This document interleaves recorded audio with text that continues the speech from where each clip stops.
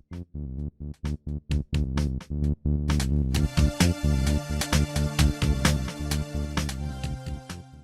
everybody, in recent weeks we've had a number of questions about how to fit the Canik TP9 SFX factory magazine to a Taylor Freelance Canik Magwell. Understanding that requires a little bit of explanation on the front end, so I'm going to take my personal Canik TP9 SFX and show you what's going on with the factory magazine. The factory magazine base pad acts as an extension of the grip in the factory gun. It comes all the way out to this surface so that if you have large hands you can come all the way down on the base pad for leverage. It's a nice design. The problem is when we go to put a funnel on here that interacts with this surface, you will inevitably have some interference between the plastic base pad and the funnel piece. So most of our base pads are set in such a way, configured in such a way that they sit well back from this edge.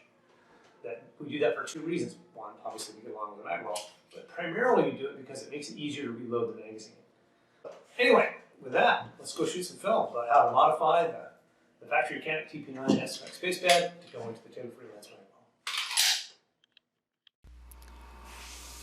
There we go, radiusing this corner. You see, all I'm doing is thinning out that front corner of the base pad. I'm using a Scotch-Brite wheel here, which there are various flavors of Scotch-Brite wheels.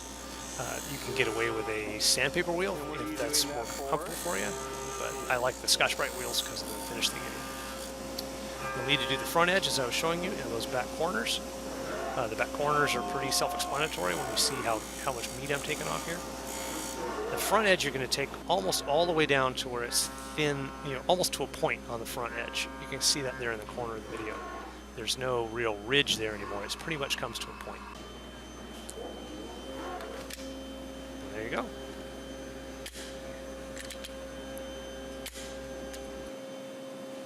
Okay, so there we go. We've got the factory base pad modified to go in here.